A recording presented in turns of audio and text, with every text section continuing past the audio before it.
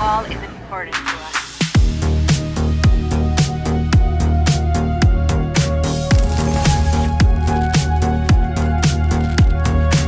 Hello and welcome to tonight's show.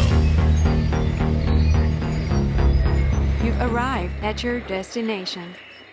Connecting. Hi guys, welcome to Glitching the Code here on iconic.com. I'm here with a new guest. I've not spoken to him before, Micah Dank. Micah is going to be speaking about astrotheology from the Bible and in the Bible and mythology of the zodiac and encoded information. Now, I'm actually reading the Bible at the moment. I've got the Nag Hammadi text behind me. I'm open to interpretations for everything. I'm one of these people that can't understand why people take it literally. And there's quite clearly a lot of astrotheology going on. There's a lot of mythology going there, allegories and stories to learn. The numbers part of it really fascinates me. They seem to be really fascinated or fixated on numbers, years, how long people lived, bloodlines. And it's quite clear there's much more going on here. This is where Micah comes in. He's got a PowerPoint presentation to go through. I don't want to speak too long. Micah, the show is yours. Thank you. I appreciate it. And thank you for having me on. All right, so let's start with this. I start the presentation by saying, employ your time in improving yourself by other men's writings, so that you shall come easily what others have labored hard for. And that makes sense. I've been studying the Bible for 30 years. I've been studying esotericism and occult stuff for 20 years. I've been studying astrotheology for 10 years. I've been teaching it for 2 years to the day. You get all my experience in this presentation. So I basically narrow this down and make this very easily digestible. So it's important to know that the Bible is made up of what is known as the 7 sciences. Okay, the 7 sciences are metaphysical, astrological, which we're going to get familiar with, anatomical, alchemical, spiritual, esoteric, and mythology. The Bible, however, despite how many billions of people read it, is not literal, it's not historical, it's not reality, and it's not original. Okay, it's important for me to set that framework down before I continue, because it is not meant to be taken literally. It never was. Now, this is the zodiac, and if you look at the zodiac wheel, Cancer's at the top and Capricorn's at the bottom. This is how the zodiac wheel should look. Any variation of it, it's not that it's incorrect, but it is incorrect. This is how the zodiac wheels, with Cancer being at the top and Capricorn being at the bottom. So, astrotheology is the oldest and it's the most prevalent science in the Bible. Okay, astrotheology goes back to what's called the Lascaux Caves. Okay, which is from 17,000 to 40,000 years ago. The reason they're called the Lascaux Caves is because the caves in Lascaux, France. And what happened was a bunch of teenagers went into it. And when they went into it, they went to the back of the wall. Here you see 2 articles, a Lascaux cave painting 17,000 years ago, world's oldest cave painting shows human understood complex astronomy 40,000 years ago. So they went to the back of the wall, and when they got there, they were surprised to see this, amongst other things. Now, you see the bulls on the top, you see the lions on the right, and you see the horse at the bottom. Now, they quickly realized when they called experts in, or they called people in, that the bull was Taurus, the lion was Leo, and the horse is Sagittarius. They realized that. Sagittarius is just missing the guy with the horse on him. So what happened was they carbon dated the wall, and it came out to about 17,000 years. Okay. Now, for those people who are religious who say carbon dating is inaccurate, they're actually half true. The people who say that carbon dating is inaccurate, the people who try to give a young Earth, young creation story. Carbon dating is actually accurate up to 50,000 years. Carbon-14 dating, that is. Okay. When you're going beyond that to 100,000s to the millions of years, it really is not very accurate at all. Okay, that's the truth of it. But it is accurate up to 50,000 years. Beyond that, you have to start using uranium datings, and then there's other carbon datings, there's other forms of datings that you can use. So at the time they discovered this, they carbon dated the wall and came out to 17,000 years. So what they did was they brought in an astronomer and an astrologer with the computer, because we now have the technology to do this. What they did was they rewound the sky back from where they were located in Lascaux, France. They would run the sky back to see what it looked like 17,000 years ago. They printed it out and they superimposed it on the cave, and lo and behold, all the constellations lined up. Leo, the lions, were where Leo was. Taurus, the bull, was where the bull was. The horse is where the horse was. They all were. So we've understood as a humanity astrology for 17,000 years. Okay? There's questions you can ask in the Bible. Okay? How Jesus was able to heal the blind, how he walked on water, how he turned water into wine, why he had 12 disciples, why he was betrayed with a kiss by Judas, why he was dead for 3 days, why is his birthday on December 25th. All this is astrology, and I'm going to explain all of that to you. Genesis 1:14 says, let lights appear in the sky to separate the day from the night. Let them be signs to mark the seasons, days, and years. And that's basically what this is. This is a giant sky calendar, okay? Now, for you guys to understand astrotheology, I have to take you through the 12 signs. And in order to take you through the 12 signs, I have to tell you the key words that are attached to each sign. So we'll start with Aquarius, which is represented by the man with the water pitcher. It goes back to the story of Zeus and Aquarius, okay? That's where it goes back to. Now, there's key words in Aquarius. For example, the son of man, or man, because Aquarius is the sign of the man, whereas Virgo is the sign of the woman. Baptism, because this is how you baptize someone. Water pitcher, fountain, stream, river, pond, lake, sea, ocean, water bodies relate to Aquarius. Makes sense. Water pitcher makes sense. Son of man, man makes sense. Baptism makes sense.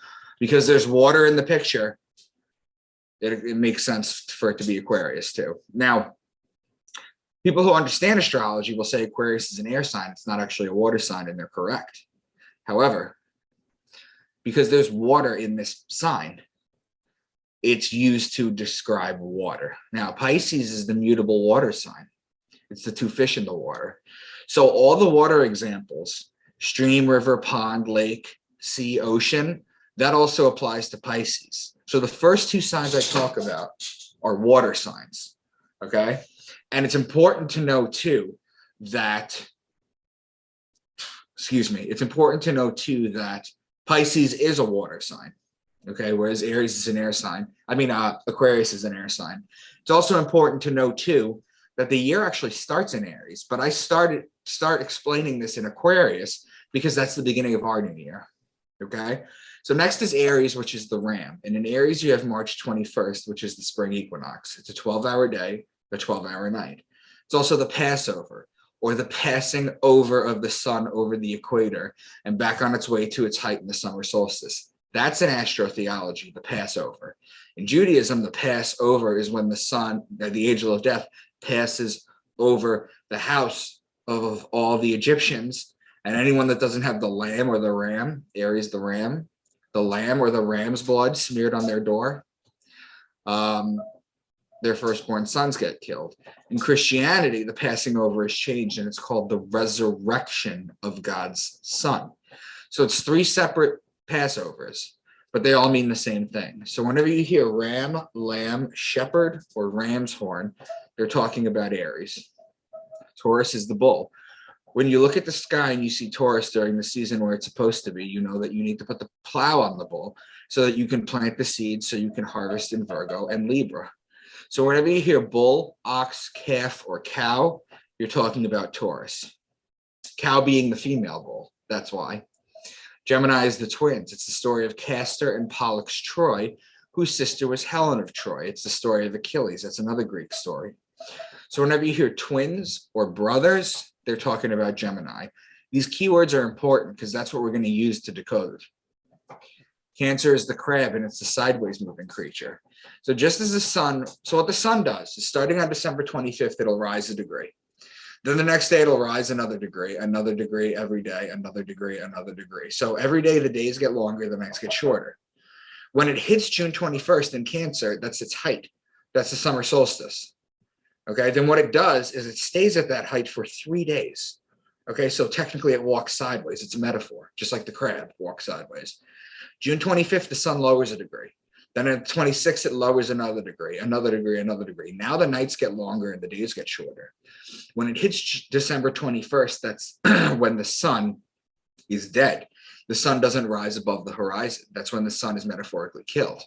Then it walks sideways for 3 days, which is why Jesus was dead for 3 days. Then it comes back to life on December 25th. That's why all the gods come to life on December 25th. So whenever you hear crab or beetle, in the ancient Egyptian times, the crab was known as the scarab. You even get the word crab from scarab. Okay. So now Leo is the king. He's the lion. He's the king of the jungle. The ruling planet of Leo is actually the sun. So whenever you hear lion, lioness, or cub, you're talking about Leo. Virgo is the woman holding the wheat stalk. So you remember before when we were saying we plant in Taurus, well, the virgins would go out and cultivate the wheat in Virgo in the ancient times in order to make the bread for the year. So whenever you hear virgin, woman, girl, the woman sign, the female sign, that's Virgo. Wheat, grain, seed, barley, corn, grainy things that you harvest, that's all done in Virgo. Okay, so whenever you hear bread, for example, that comes from wheat, that's Virgo. Whenever you hear beer, that comes from barley, that's also Virgo. Okay, now Libra is the justice. It's the scales, it's the balance, it's the just one. The reason it's the justice is because it judges God's sun as it passes over the fall equinox and begins its descent into winter, into cold, into death. Libra is also wine season, which is when you plant for the grapes in Taurus, you press the wine here. You could ask any Italian, or you ever go to a vineyard, they always press it in Libra, September, October. Libra is also olive oil season. That's when you press the olives into oil. So you got 3 things going on in Libra. You got all law stuff: law, judge, justice, the just one, divorce, marriage, court, judgment, righteous judgment. That's talking about Libra because it's the justice. Okay. It's also wine, vineyard, wine press, grapes. That's Libra. It's also olive oil or olive oil. Okay, so you got a lot going on there. Incidentally, frankincense and myrrh are both olive plants as well. So when you mention frankincense and myrrh, you're talking about olives. That's referring to Libra. I'm going to show you how this all pans out. So Scorpio is the scorpion, and he is the betrayer. When a scorpion bites you, it leaves an imprint in your skin that looks like a pair of lips. It's why the mafia has the kiss of death. That's where they get that from. It's why Jesus was betrayed by Judas with a kiss. Okay, he represents Scorpio. So the sun is judged in Libra and it's betrayed in Scorpio. Finally, in Sagittarius, this is where the bow and the arrow shoot the sun and inflict further punishment on the sun, effectively killing it. Why? Because December 21st, which is the last day of Sagittarius, the sun is at its lowest point. It cannot rise any lower. So the ancients would look out and they would see the sun and it didn't even cross the horizon. Okay, they would see it below the horizon. So they would say the sun was dead. And then it stayed there for 3 days. Remember how it walked sideways for the crab for 3 days? It walked sideways here for 3 days too. So suddenly God's sun was dead for 3 days. And then the birth of God's son, December 25th, it rises another degree and starts to make its way back up top. Now, I know you have a big esoteric audience, but I do podcasts for all sorts of different people who may be Christians or this and that. And some of the feedback I get is, well, Jesus was actually born during the Feast of the Tabernacles or on September 11th. I know, it's part of the story. Okay, this is the science behind the story. Okay, so it's where you have a story and then you put something behind it. You change it for it. This is what it is. So whenever you hear horse, bow and arrow, spear, horseman, you're talking about Sagittarius. Then you have Capricorn, finally, which is the goat, because he likes to climb the mountain. So whenever you see the goat, realize this: the zodiac wheel on the right, Capricorn's at the bottom, Cancer's at top. This is how the wheel should look. If you put an imaginary sun at the bottom of Sagittarius Capricorn, right there, that's December 21st. That's the lowest point. Then for 3 days, it walks at that low point. Then it starts to climb the mountain 1 degree a day alongside the wheel. It starts to climb in Capricorn. Okay, just like the goats climb the mountain, the sun starts to climb the mountain back up the journey. It's the hero's journey that Joseph Campbell writes about. Okay, this is what this is. So now there are names. So those are the 12 signs. Those are the keywords. That's all we're going to use to decode this. Okay, now there are signs. There are names for Jesus in church, given in church, okay, that are astrologically based, that people in church have no idea, okay? When the sun is in Capricorn, Jesus is called the scapegoat of Israel, Capricorn, the goat. When the sun is in Aquarius, the man sign, he's the son of man. When the sun is in Pisces, the two fish, he's the fisherman of men. It's also why he could feed the masses with two fish. When the sun is in Aries, he's known as the Lamb of God or the Good Shepherd. When the sun is in Leo, he's known as the Lion of Judah. The lady holding the stalk of wheat, Virgo, he's born of a virgin, and he's called the bread of life. Libra is the scale of justice. He's known as the just one. Then he's betrayed in Scorpio. He dies in Sagittarius on December 21st. It's also why he's worshipped on the sun day. Whereas the Jewish people worship on the Saturday or the Saturn day because their religion goes back to Saturnalia, pagan worship. Now I'm going to draw your attention to this picture of Jesus on the left. This is a stereotypical picture that I ripped off the internet. Very similar to all of them. Okay, I'm going to draw your attention to a couple of things. The sun is behind his head. That white face that he has, the two fingers up like this. The heart and the crown of thorns wrapped around are outside the body. Okay, the white and the red cloak. Okay, so the sun's behind his head because he represents the sun. If you look at any picture of Jesus, you can Google any picture of Jesus or whatever search engine you're comfortable with. You'll always see the sun behind his head. The two fingers up like this is an ancient Kemetic peace sign. This is an ancient Egyptian peace sign. This is the original peace sign. This is the British V for victory sign. This is the Winston Churchill war sign. This is not a peace sign. The fingers are separate. It's a separation. This is the ancient peace sign. So when you see Jesus doing this, or you see Buddha doing this, or you see Baphomet doing this, or you see any of these creatures, Satan, Lucifer doing this, they're telling you they're coming in peace. That's what it means. People look over that. Okay, now the heart outside the body represents the human toroidal field, which is an electromagnetic gradient that spreads outside your body. The crown of thorns represents the rays of the sun. Okay, now the white and the red, okay, it's important to know the white and the red. Remember how I told you the Bible is also alchemical? Yeah, okay, well, the white and the red, you have the red king and the white queen. It's I'll simplify it. It's sulfur and mercury in alchemy. It's the marriage of the male and the feminine. Okay. Now the white Jesus picture, his face, is actually a guy named Caesar Borgia, who is actually the bastard son of Pope Alexander VI. He's out of the Borgia Illuminati family. So before then, there was no picture of him as such. And it was decided his face would be the face of Jesus from that point forward. So Rodrigo Borgia brought his way to the papacy in the 1500s. And what happened was about 80 years before he was Pope, the printing press had come out. Okay. So what they did was they were able to mass produce this image. And Caesar Borgia was a bastard. He killed his brother. He slept with his sister. He was just a hot mess. But he was the son of the Pope. And he decided to make him the face of. Okay, it's important to know that before he was the face of the Pope, Jesus used to be drawn as a young man without a beard and with short hair. Okay, this is where this comes from.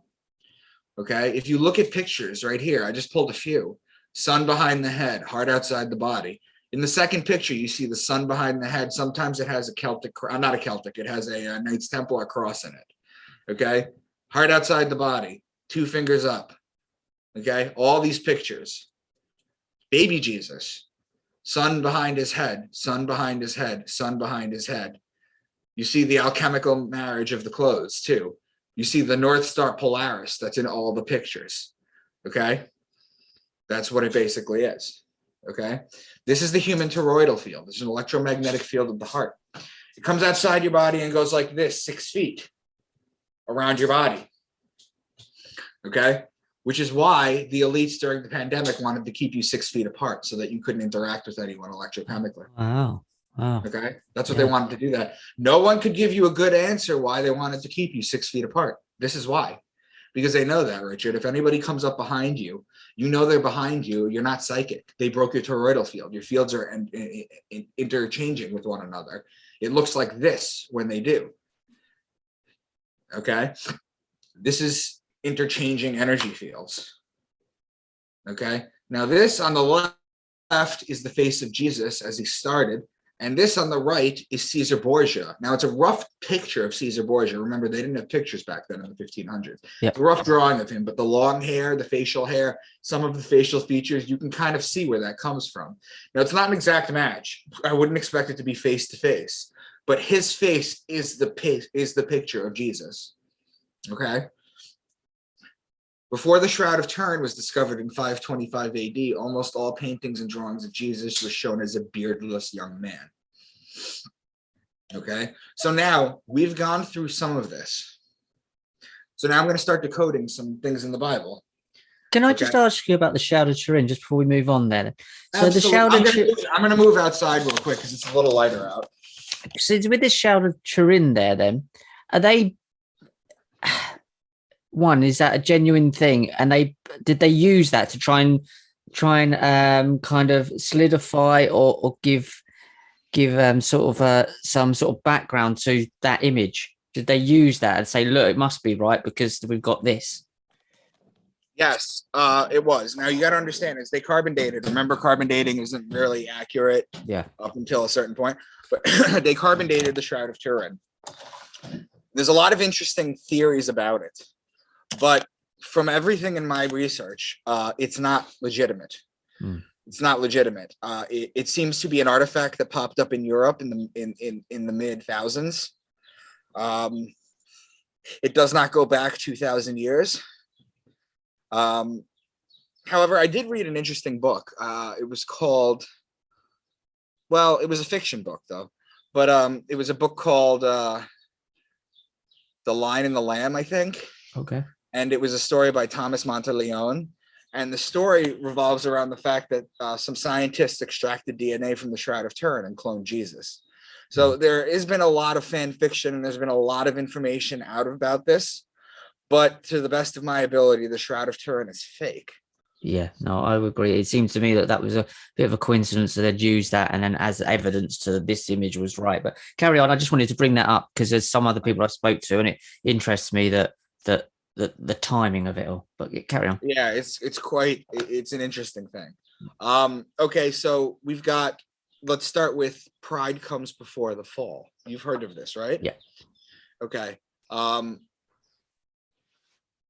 Pride comes before the fall is set to mean, basically, in religious circles, that you got to check your ego and stay humble, otherwise it'll cause your downfall. But astrotheologically, with the keywords I've given you, do you know what a group of lines is called? Yeah, pride. A pride, exactly. Group of lines is called the pride. Pride is the lion. Lion is Leo. Leo is in July, August. That comes before the fall. Okay. Next is the book of Micah, 5:2. But you, Bethlehem Ephrathah, though you are small among the clans of Judah, out of you will come from me one who will be ruler over Israel, whose origins are from ancient times. However, so this is the phrase that basically says that Micah, the prophet, my namesake, says that the prophet's going to come, or that the Savior is going to come from Bethlehem. But you got to understand your languages too to be able to decode this. Bethlehem is a Hebrew, the combination of two Hebrew words. It's bet, which means house, and lechem, which means bread. So the house of bread. Each zodiac sign is called a house. Okay, this is the house of Virgo. This is the house of bread. So what they're really saying is the Savior will come from a virgin. It's encoded, but it's there. Okay? Yep. So now I'm going to read you Deuteronomy 32. Okay? I'm jumping around from book to book to show you that this is a pattern that happens in every single book. So Deuteronomy 32. Okay? He gave them honey from the cliffs and olive oil from the rocky ground. He gave the people butter from the herd and milk from the flock. He gave them lambs and goats. They had the best rams from Bashan and the finest wheat. They drank the best wine made from the juice of red grapes. But Jeshurun became fat and kicked like a bull. So there's 8 signs right there, just in that 7-sentence paragraph. Let's go over it. Olive oil is in Libra, as I've mentioned. Okay. Lambs, that's Aries. Goat is Capricorn, the goat. Rams is Aries. The wheat is Virgo, the lady with the wheat stalk. The wine and the red grapes is Libra. That's when you crush the grapes. But Jeshurun became fat and kicked like a bull. That's Taurus. There's also 2 that I haven't mentioned. He gave them honey from the cliffs. In the sign Cancer, okay, there's a group of stars called the Beehive Cluster.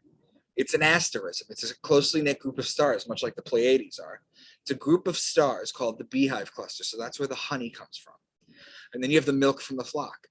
Well, the milk from the flock comes from the Milky Way galaxy. And the Milky Way galaxy has been called the Milky Way galaxy as far back as the Egyptian Book of the Dead. Okay?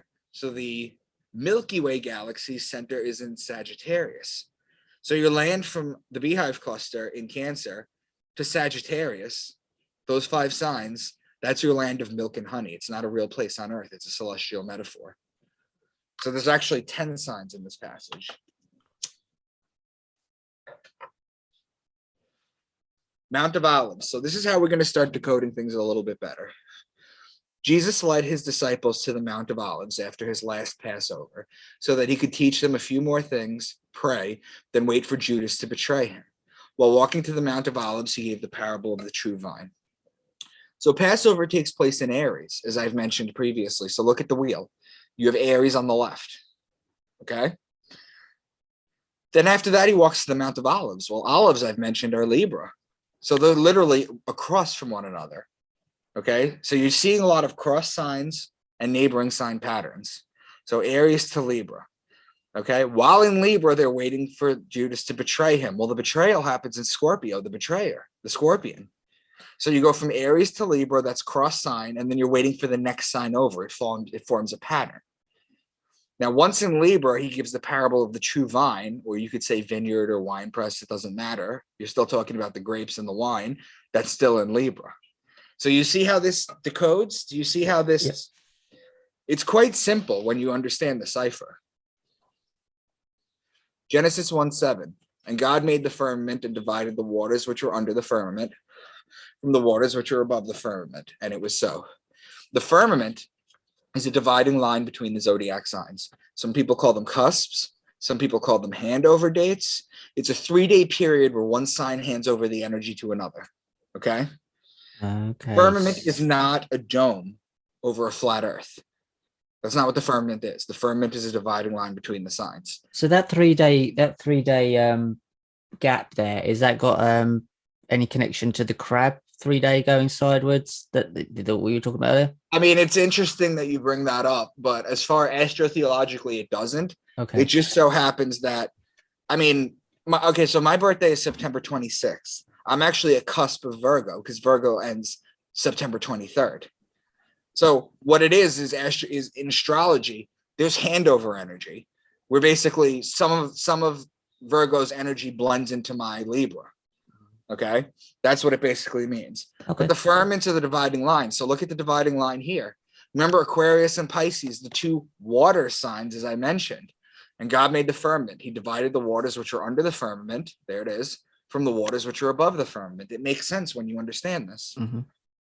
Revelation 4:7. Okay, again, I'm jumping around these books to show you it's in every single book in the Bible. The first living creature was like a lion. The second was like an ox. The third had a face like a man. The fourth was like a flying eagle. Okay. The first living creature was like a lion. That's Leo. The second was like an ox. That's Taurus. The third had a face like a man. That's Aquarius. The fourth was like a flying eagle. In astrology, the scorpion is the belly crawling creature. It's the lowest form of life on earth. You'll remember, Richard, in Genesis, the snake deceives Eve. Yeah. And his punishment, the snake's punishment, was that he loses his legs and he has to slither on his belly. It's a punishment. You've got a lot of churches in Mexico where people basically get up and dress up in nice suits and then they humbly crawl on their hands and knees to church on their belly. Okay. Now its evolved form, or it's called in astrology the ascendant, is the eagle. Okay. Which is the highest flying form of life on earth. The eagle's evolved form is the phoenix. So the eagle becomes Scorpio. So you have Leo, Taurus, Aquarius, and Scorpio. They're the 4 fixed signs of the zodiac. That's What I mean by fascinating because is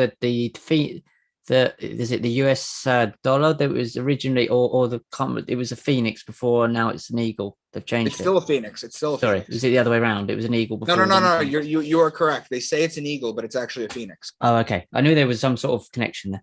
It is a phoenix, yeah. But think about it. I'm telling you the story of Jesus Christ. He's a solar deity. Okay. What happens? He dies December 21st. He's dead for 3 days, and he's resurrected from his ashes on December 25th. Okay. Well, what does the phoenix do? It's a ball of fire, just like the sun, that dies into its own ashes and gets resurrected. It's the same story. Yeah. It's the same story they keep trying to tell you. Now let's read this one more time. The first living creature was like a lion. The second was like an ox. The third had a face like a man. The fourth was like a flying eagle. Now the lion and Aquarius, Leo and Aquarius, are opposing signs. There's the pattern.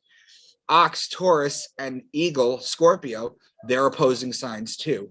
When you break it down onto the zodiac map, that passage makes an X like this. Makes an X through the wheel. Okay. So that's how you interpret that. Ezekiel 12:14. Ezekiel's wheel is the zodiac. 4 cherubim, 4 points on the zodiac. Spring equinox, fall equinox, Aries, Libra. Winter and summer solstice, Capricorn, Cancer. Each of the cherubim had 4 faces. One face was like that of a cherub. The second was that of a human being, Aquarius. The third was the face like a lion, Leo. The fourth was the face of an eagle, Scorpio. Okay. Ezekiel's wheel is the zodiac. Okay. That's what they're talking about. It's not a metaphorical hallucination that he supposedly went through. That's what it is. Now, Ezekiel's inaugural vision. In my 30th year, in the 4th month on the 5th day, while I was among the exiles by the Kebar River, the heavens were opened and I saw visions of God. It's important to know that this goes back to Saturn worship, okay? Because you become enlightened as a human being on your 30th year. Do you know why? Because the ancients believed in Saturn worship. The Jews believed in Saturn worship. That's why it's on the Saturn day. That's why they wear the black cube on the head. Yep. Saturn is known as the black planet, the black cube. And it's important to know, too, that Saturn takes 30 years to go from the point it was at your birth to when it comes back. It takes 30 years. Okay, so that's why he saw God at 30. I started teaching and writing about this stuff at 30, too. 30 is a pivotal year for humans. Revelation 12. A great sign appeared in the heaven, a woman clothed with the sun, with the moon under her feet, and a crown of 12 stars on her head. She was pregnant and cried out in pain as she was about to give birth. Then another sign appeared in heaven, an enormous red dragon with 7 heads, 10 horns, and 7 crowns on its heads. Its tail swept a third of the stars out of the sky and flung them to earth. A woman clothed with the sun is the sun clothed in Virgo. It's a metaphor. If the sun is in Virgo, the moon will be at her feet. So right now you can see outside that it's light. Okay. There's 12 signs in the zodiac. Okay. There's 24-hour a day clock. So the sun spends 2 hours a day in each sign. Now, if you were to look at the zodiac wheel with midnight starting at Capricorn, 4 p.m. to 6 p.m. is Virgo. The sun is still out. It's actually now, literally right now. It's 4:44 here in the US, where I'm located. Okay. It's in Virgo. Well, if the sun is in Virgo, the sun is still out. The moon will be at her feet. It's a metaphor. Because think about it. When the moon is out, the sun is at her feet. It's the same story. So another sign appeared in heaven, an enormous dragon. Its tail swept a third of the stars out of the sky and flung them to earth. The constellation Draco, the dragon, is on the left. Its tail goes from Aries to Sagittarius, which is 4/12 of the signs, or 1/3 of the stars out of the sky. Okay, so this is just a metaphor. These are all just celestial metaphors. Okay. Revelation 7:4. Then I heard the number of those who were sealed, 144,000 from all the tribes of Israel. Now, there's religious people who believe that only 144,000 people get to go to heaven. I don't know if you've ever come across that. Yeah, of course. Yeah, absolutely. Yeah. Well, I'm going to explain to that. Are you familiar with the chakras? Familiar is probably a bit strong. I know of them, but familiar is probably a bit strong for me. Carry on. Yeah, it's fantastic. This is fascinating. There are 7 chakras. The root has 4 petals. The sacral has 6. The solar plexus has 10. The heart has 12, the throat has 16, which equals 48. The third eye chakra is represented by 96 and only has 2 petals because it's 2 times as powerful as the lower chakras. So 48 times 2 equals 96. The crown chakra is 1,000 times more powerful than the lower 6 chakras. When you add the lower 6, you get 96 plus 48 equals 144. Times that by 1,000, you get your 144,000. So basically, they're talking about the chakras, which goes back even further than the Bible. When you've activated all your chakras, that's when you get to see God. That's when your pineal gland explodes. That's when you get to visit God. That's what they're talking about. They're not trying to say that only 144,000 people out of the entire history are going to go see God. That doesn't work like that. Matthew 10:16. Behold, I send you forth as sheep in the midst of the wolves. The sheep is Aries, and the wolf is the constellation Lupus, who borders the Libra line. As you see here, they're opposing signs. There's another pattern. It would be one thing if they were just talking about random animals. It would be another thing if they were just talking about random zodiac signs, but they're not. They're always using the same specific ones, and they're always making the patterns of cross signs or opposing signs and neighboring signs. That's how you know this was done this way, because it's always making patterns. So I've given examples of astrotheology in the Old Testament as well as the New Testament. I've been accused of cherry picking verses from the Bible to prove a point. Let's take a much longer passage, see if we can decode it as well. Have you gotten up to the book of Job yet? No, not yet. So Job was a righteous man. And basically he had everything you could think of. He had a home, he had animals, he had family, he had a wife, he had money. And what happened was Satan went up to God and said, you know, I know he's one of your most faithful servants, but if you started taking away all his riches, he would curse you. And God actually takes him up on the bet. He says, all right, Satan, you can do whatever you want to him, but you may not take his life. So little by little, his stuff starts dying. His family starts dying. He starts losing his money. And at one point, he's just sitting there. He's crying out to God. God actually answers him in the Bible. There's a section in the Bible where God answers Job. And that's what I'm going to read to you. Now, the first sentence that I read to you is going to be what it says in the Bible. The second sentence is the correct interpretation. Job 38:32. Can you lead forth the Mazzaroth? The Mazzaroth literally translates to the zodiac.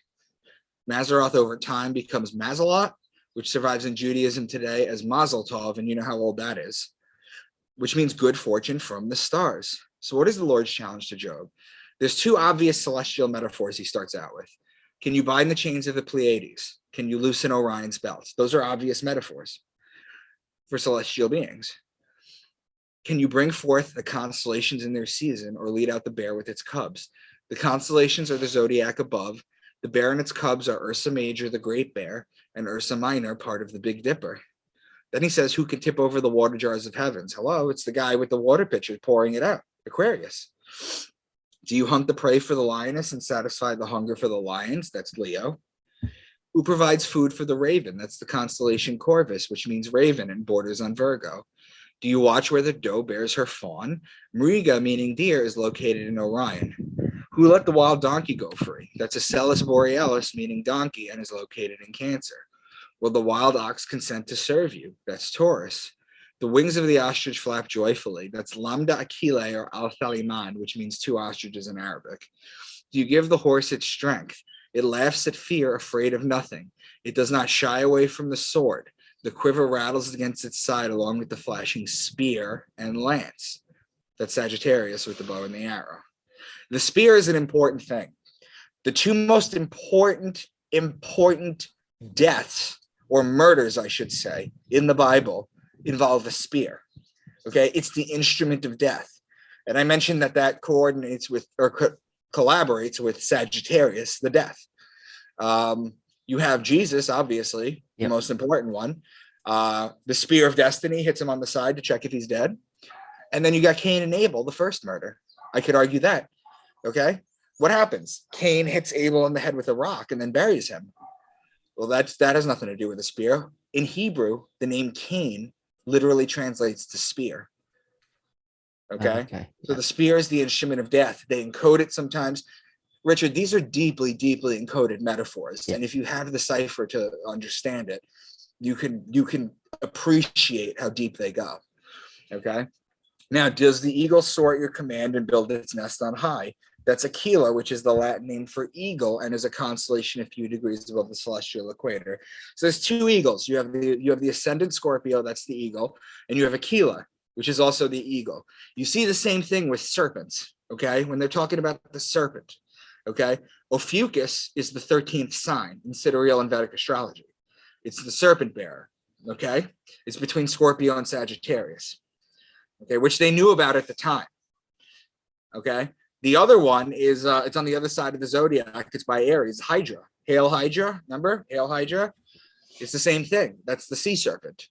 So you have to really distinguish, and just like the two water signs in the zodiac, you have to distinguish between this stuff. You have to understand it all and distinguish between this stuff in order to get it.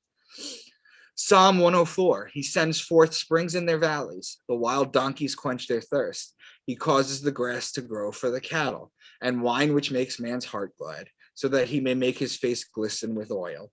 The high mountains are for the wild goats. He made the moon for the seasons. The sun knows the place of its setting. The young lions roar after their prey.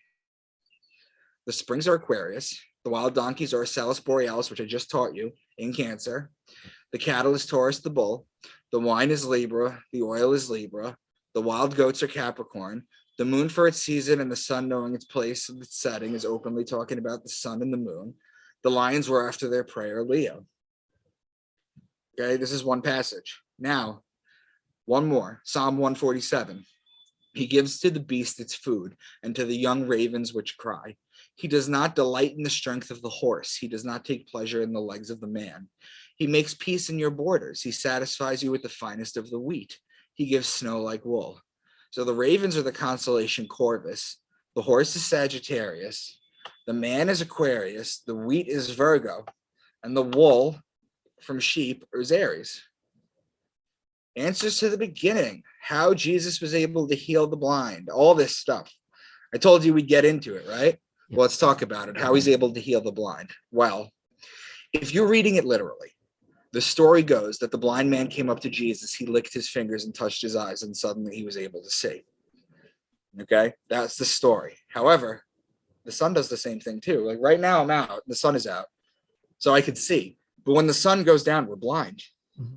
It's only when the sun comes up in the morning and touches your eyes that you're given the gift of sight again. Okay, how he walked on water. Have you ever seen a sunset on a lake before? Yeah. Not only that, but Christos. In Greek, Christos means oil, or it means anointed one, but it means oil. Okay, does oil not also walk on water? Mm-hmm. It's a double entendre. You see how they snuck that in there? It can mean three different things that all make perfect sense. How he turned water into wine. So this is not a parlor trick. This is actually a process based on the celestial information I gave you. So do you know why God is considered a man and Mother Earth is considered a woman? I don't know, actually. Various theories I've heard in the past, but they all seem to sort of be grasping at something they're not quite getting to. So no. Very simple. It's actually very simple. It has to do with can you hear me? Yeah, I can still hear you. Okay. It has to do with the rain. God's rain. See, what happens is God's sacred fluid comes down on earth. Okay. And then her belly gets impregnated, and then food and fruit and all life grows from it. That's why she's a woman. In Hebrew, the word for rain is shemen. We get the word semen from it. It's the sacred fluid. So now what happens? Taurus, remember the bowl you plant? Yep. Well, Taurus is also April showers bring May flowers. So it rains and it rains and it rains. You plant the seeds, it rains and it rains, and it rains throughout the year. And then in Libra, you pick the grapes and you crush them into wine. That's how you turn water into wine. It's not a parlor trick. It's a farmer's almanac process. Okay, just like most of this book is. Why he had 12 disciples. We went over this basically. Judas representing Scorpio. Yeah. You know that John the Baptist would clearly be the man with the water pitcher in Aquarius. Okay. And you've got Simon Peter too. I'll give you a third example. Simon Peter. Okay. Your name is Richard. People probably call you Rick or Rich. Mm-hmm. My name is Micah. People call me, well, Micah, Mickey, whatever. There's nicknames make sense, but to go from Simon to Peter doesn't make sense unless you understand astrology. Okay. Simon becomes Peter. Okay. The ruling planet. Well, let's start with this. How do I explain this?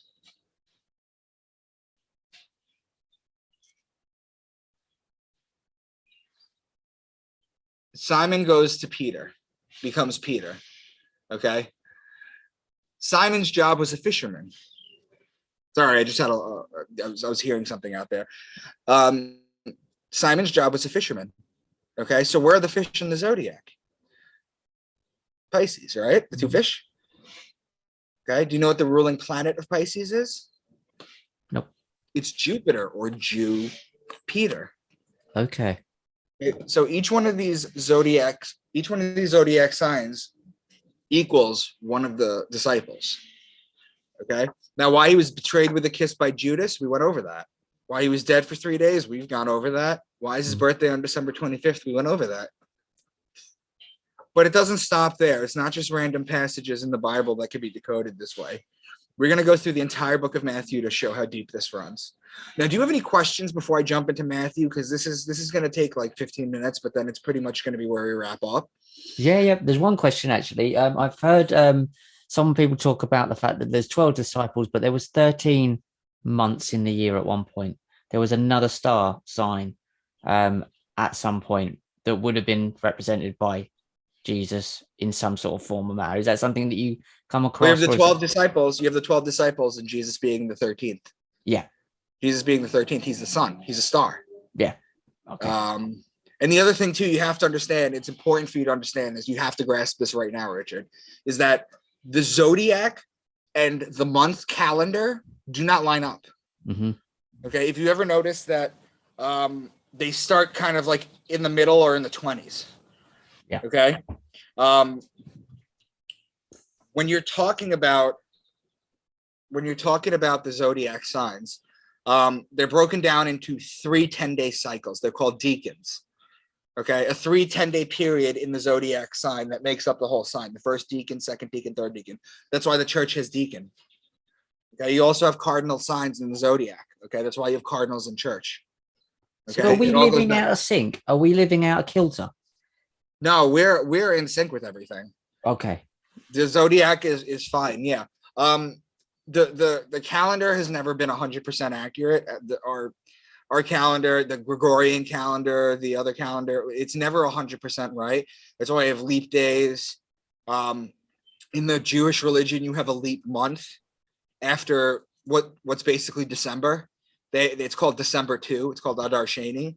Yeah. It's a second 30-day every 4 years. It's a second 30-day month. The calendars are never 100% accurate. Okay. But the zodiac through the days makes sense. Okay. So why did you, before we move on, why was this information? Obviously, the way of looking at the world and understanding the world, this was a whole process that they went through. Why was this put into this story? And then why was the real meaning of this story hidden and made to be literal? Like, I'll explain it this way. This is the best way, and you're not the first one to ask this.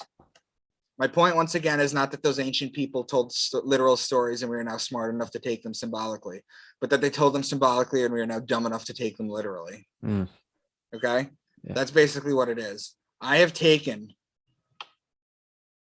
But who did that? Who did that? Well, it's not just the Bible. You have to understand, Richard. It's not just the Bible. Oh, okay. These are the books that I've decoded with this passage, with this cipher. Okay, books not biblically related: the Emerald Tablets of Thoth, the Enuma Elish, Epic of Gilgamesh.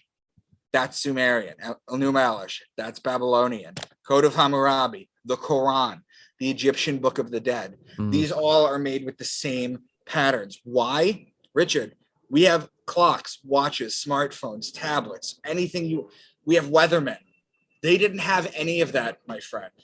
They didn't have any of that. So what they did was they had to learn the sky for thousands and thousands of years. Yeah. Okay. And what they did was you know, sacred information. What do? People corrupt it. People try and hide it. Okay, so what they did was they hid it in here. Why? Because they had to. This is basically a farmer's almanac. Okay, the Bible. It's just written with crude verbiage as they knew 2,000 years ago, because we've gotten refined and more sophisticated with the Renaissance and with the Enlightenment and all that. We've really, our writing has gotten better, but our understanding of this has gotten shittier. Whereas their writing was shittier, and their metaphors and their understanding was beautiful. Yeah. It's because they didn't have any of that. They had a sundial. The Egyptians would look at the sky, they would see Horus. They would say, "Where's Horus? He took 12 steps in the sky." Yeah. Okay, so they had to do that. It's important to know that we basically, if there was a cataclysmic event, right? If let's say World War III happened, finding God on rebuilding society would be very low on the list. Spirituality would be very low. We need to know which plants are poisonous, right, which we can eat, which are not. We need to hunt. We need to do this. And we need to know the temperature, because winter can't just sneak up. You remember in Game of Thrones, winter is coming? Mm-hmm. That was a serious fucking thing they used to say to each other, because it was serious.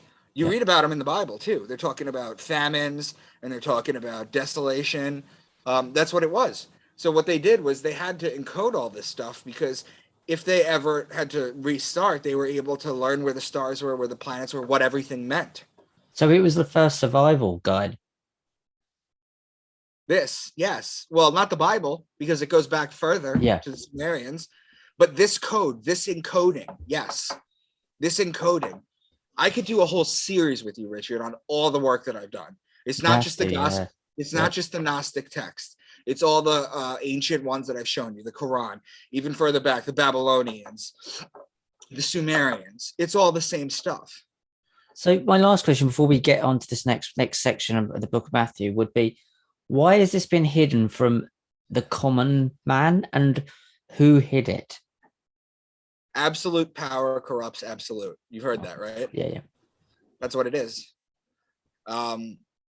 They all used to speak like this. Richard, before 325 AD, and everybody knows about Constantine and the Council of Nicaea, mm-hmm, Christians were known as Helionostics. That was their name.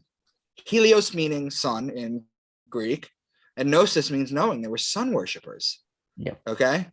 They were all sun worshippers. In fact, the Jews didn't even invent monotheism. Akhenaten did, to a solar deity hundreds of years before. Okay? So they lie to you about a bunch of stuff. They confuse you because they keep you from your true power. Now, remember, Richard, I also told you that the Bible is 7 sciences. I'm only doing one of them. Okay? The Bible is an incredible story. And the problem with people is they don't give it as much credit as it deserves. Even the people that worship it, they have no idea how deep it goes. Would you like to see the book of Matthew? Would you like me to show you? Move on. This is fascinating. Thank you. So, repent of your Matthew 3:2. We're going to go line through this. Repent of your sins and turn to God, for the kingdom of heaven is near. Each gospel begins at one of the 4 major points of the zodiac and ends at one of them as well. The 2 solstices and the 2 equinoxes, one connected, form a cross. This is known as the cross of God's Son. The kingdom of heaven is Leo, whose ruling planet is the sun. This is the only sign that the sun rules over. The closest of the 4 points is June 21st in Cancer. This is where the gospel starts. Okay. On the left, I've put the wheel so you can see the patterns that I'm about to make with them. Okay. This is going to get very deep, but I'm going to show it to you with precision. Okay. This is the firmament between Cancer and Leo, the dividing line. And I explained the firmament to you already. I explained to you what it means. It's the beginning of the kingdom. There's a saying in the Bible that says, the firmament shows God's handiwork. The firmaments are the dividing lines between signs. Now, the next passage, Matthew 3:4. John's clothes were wove from coarse camel hair, and he wore a leather belt around his waist. For food, he ate locusts and wild honey. So what stands out to me there, I don't know about you, is the camel hair clothing and eating locusts. Right? Would you agree with me on that? Yeah, the locust bit pops out as the end times kind of nod possibly there. Right. You're talking about Klaus Schwab and everybody nowadays with the eating bug paste and all that stuff, right? Okay. Well, if we take the most famous drawing of a man, Leonardo da Vinci's Vitruvian Man, and superimpose it onto the zodiac, we can make sense of this as well. Okay. I just used the Vitruvian Man because it makes the most sense for this. But in reality, I could have used anything. that would have made this pattern. Now watch this. Cancer being the head is why he eats the wild honey. In Cancer, there's a star cluster called the beehive cluster. Bees produce honey. You understand that? Mm-hmm. Leviticus 11, what's clean and unclean to eat. All flying insects that walk on all fours are to be regarded as unclean by you. There are, however, some flying insects that walk on all fours that you may eat. Those that have jointed legs for hopping on the ground. Of those you may eat any kind of locust, there it is, katydid, cricket, or grasshopper. So when they're trying to get you to eat bugs nowadays, know that it's biblical. Okay, it goes back to that. A little lower. Okay, so we were in Leo, remember? Then we're in Cancer for the honey. Now we're in Gemini. Okay, so you're following the pattern, right? The connecting signs. Yep. Okay, a little lower on the body is the clothes made out of camel hair, or Camelopardalis, which is a constellation in Gemini. So right now you have the head and the upper body so far. So that's why you have the camel hair. Now we're going to go from Gemini to Taurus. Moving a little lower on the body, you'll get his midsection, which is where you would wear a belt. Taurus represents the bull and the female is the cow. And the cow is where you get the leather. Regarding the belt, Orion's belt sits between Taurus and Gemini. So next would be the baptism. Now, how are we going to go from the beginning of Leo to a water sign to signify the baptism? You would go across the zodiac. Cross signs, as they are known, are signs opposite location. For example, Aries and Libra are cross signs. This is very important. A sign's two most important signs are its neighboring, well, three most important signs are its two neighboring signs and its cross sign. Yeah. This is encoded in the book as well. Here we see how it makes a leap from one firmament to the other. The man with the water pitcher in Aquarius is personified as John the Baptist with the water.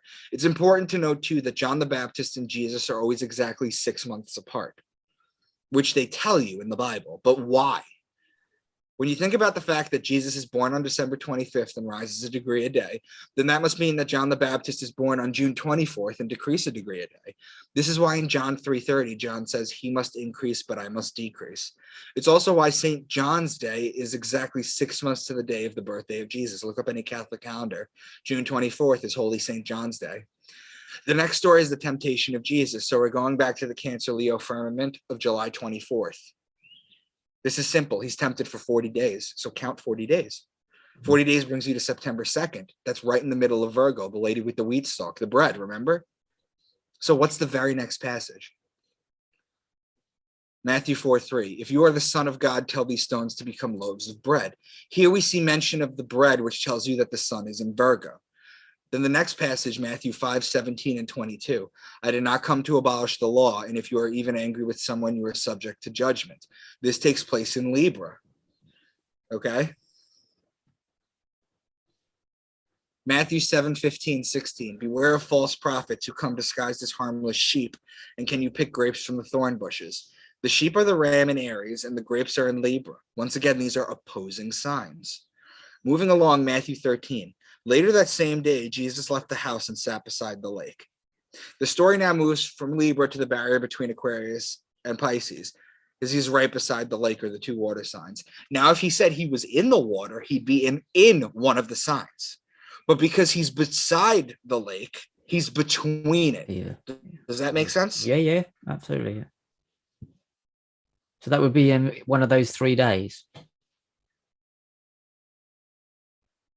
Yes. Yeah. Correct. Okay. Hold on. I'm sorry. I'm having unstable internet connection. You're right. I'm It's sorry not about as bad as I think you think it is. It's actually fine. Okay. So right beside the lake are the two water signs. If you follow that across, it takes you to Leo Virgo firmament. As it's across from Virgo, the wheat stalk and the grains. Is it ironic that the next parables from Jesus are the wheat and the weeds, the mustard seed, and the yeast? Moving right along, next is the fishing net parable. So now we go back from Leo Virgo to Aquarius Pisces to touch Pisces. so that we could talk about the fish in Pisces.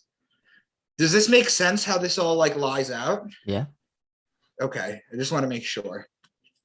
Gemini is the sign of the two men, technically twins. However, there's just a short mention of brothers in the next passage. He's just the carpenter's son, and we know Mary, his mother, and his brother, James, Joseph, Simon, and Judas. This ends at the firmament of Gemini Cancer. How do we know this? So you see the Gemini Cancer border right here, the firmament? Yep. If you follow that to its cross sign, that's the Sagittarius Capricorn firmament. Do you know what day that is? Oh, don't know. No. December 21st. Do you remember what happens on December 21st? Mm-hmm. Yeah, he dies and comes back 3 days later. Exactly. Well, he doesn't come back, but he dies December 21st. So that's the day of death. Whenever you're talking about a death in the Bible, they refer to that date. Okay. What's the very next passage? The very next story is the death of John the Baptist. You see how this follows? Mm-hmm. As I've mentioned previously, death comes at the end of Sagittarius. The firmament of Sagittarius, Capricorn, and Gemini Cancer are opposing signs. So let's pause. Let's take this sentence, which sounds like it could be in the Bible, but isn't. I just want to prove how the Bible is encoded. Sure. Okay? If anybody's confused at this point. If I say to you, the rulers were divided between war and love, it split the land in half. You could read that as a literal translation. Or, the ruling planet of Aries is Mars, who's the god of war. The ruling planet of Libra is Venus, who is the goddess of love. There is your war and love. If you connect it, it literally splits the zodiac or the land in half. Mm-hmm. These are all just celestial metaphors. Matthew 14, 17, and 32. But we only have 5 loaves of bread and 2 fish. The bread and the fish are opposing signs in the zodiac. Also, Pisces is the 2 fish, which is why Jesus fed the masses with 2 fish. So why 5 loaves of bread? Well, the zodiac year starts in Aries. If you count 5 signs from Aries, it takes you to Virgo. That's why it's 5 loaves of bread. This is the cross of God's sun. This is connecting the solstices and the equinoxes. We were just in Virgo, and now next is Libra, which is law, wine, and olives, remember? What stories do we get now from Jesus? The story of the temple tax, the unforgiving debtor, the divorce and marriage, and the parable of the vineyard worker. It all lines up. Then next is Scorpio, the betrayer. This is where Judas betrays Jesus with the kiss. And then next is Sagittarius, which is the death. Here's where Jesus is crucified on the cross. And that, my friend, that's the first half, my friend. That's incredible. So, question before we wrap it up and we kind of digest all that. If I took the 24-hour clock and I put that zodiac sign on the clock, obviously you got 12 hours, 24 hours in a day. They've just gone around twice. How would that work out? No. That's not how it goes. Yeah, no, I didn't think it was. I just wanted to ask the question whether that was. Let me pull this back up again. Hold on 1 sec. I'm sorry. I'll pull this back up again.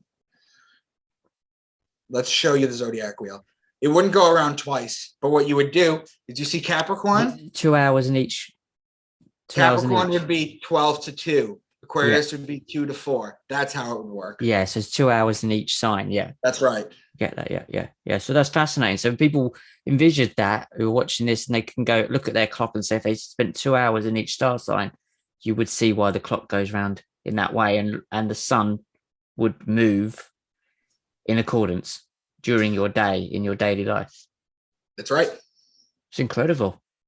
You're staring at every day and you just don't know this stuff. Look at this. Let me just show you this. This is part of the next thing we're going to do. We're going to do another time. But look, the sun tells the hour of the day. The moon tells the day of the month. The zodiac tells the month of the year. It's a perfect calendar. Mm. If that's not part of a creator, I don't know what is. But this is the thing. So in the middle of our note, I'm sorry? Well, I just wanted to ask you, just finish that sentence, and I've got one more question I want to ask you. Yeah, I was just going to say is that in our little neck of the woods where we are, in the Milky Way galaxy, we have within our visual cortex have the ability to see a perfect clock. It's incredible. It's absolutely incredible. So I'll go away and look at the clock and just think, especially even that knowledge of knowing there's 2 hours in each sign makes total sense. Do you know how many thousands of years? Do you know how many thousands of years it took people to figure out? And then they would see action in the sky. They would see Saturn was a lot closer. It would do this, and then meteors and this and that. And suddenly Zeus was pissed, and this would happen. All these stories would come out, and then the real tragedy is people started taking it literally. So when did they Because what start happened taking is, it literally? Yeah, sorry. Yeah, that's my next question. thousands of years ago, what they would do is they would see all this stuff, and then before they had writing, they would verbally talk. And when they started talking, they would explain to their children all these fantastic stories. They'd pass it down that way. Eventually, they started writing it down. And then what happened was they started writing it down. And then people started taking it literally. The further along we went. But the ancients didn't. They knew this. They knew this was all the above. It's incredible. So you're personally, so you just said that it's a perfect clock. You've got the moon, obviously the sun, the moon, and then the calendar itself is a perfect clock. Do you believe yourself there is a creator? Then this was designed. There is an intelligence here. I do. I'm not going to perceive to understand it, but you can kind of see marks of creation.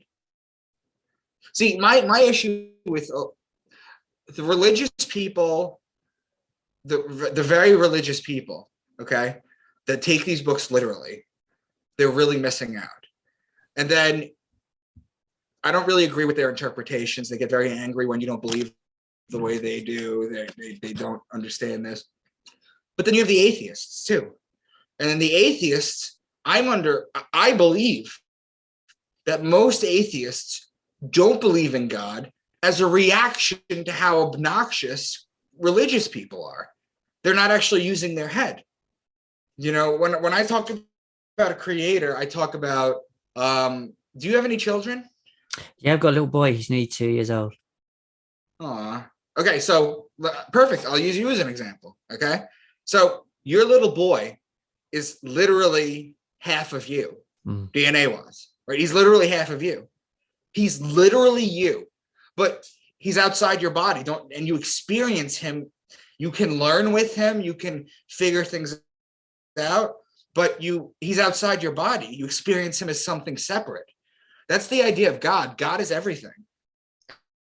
And we are all a part of it, just experiencing itself. Because if God is infinite, nothing exists outside of infinity.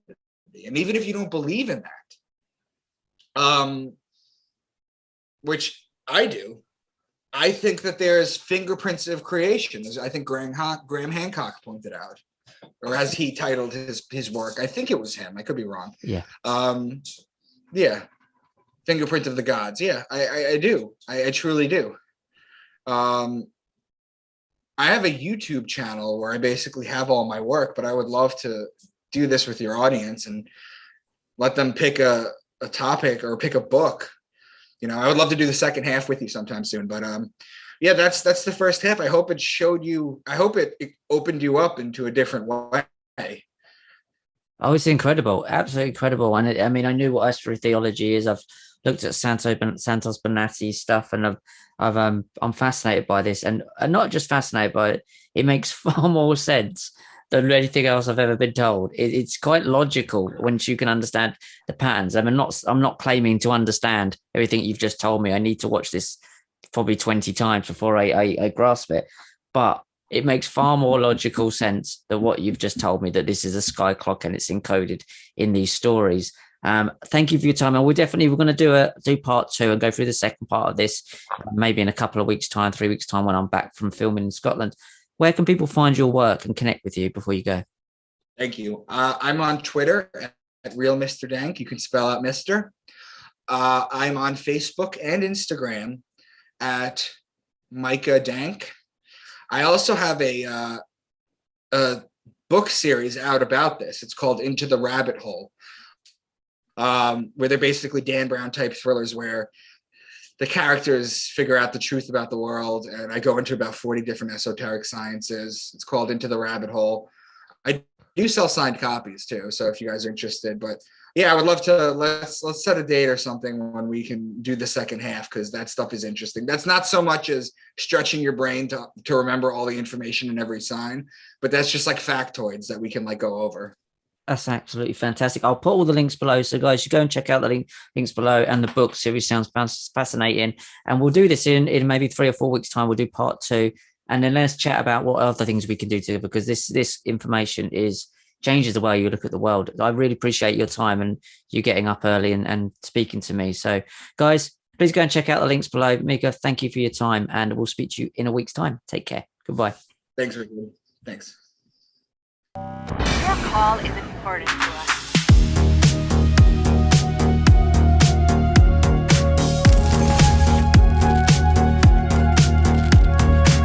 Hello and welcome to tonight's show. You've arrived at your destination. Connecting.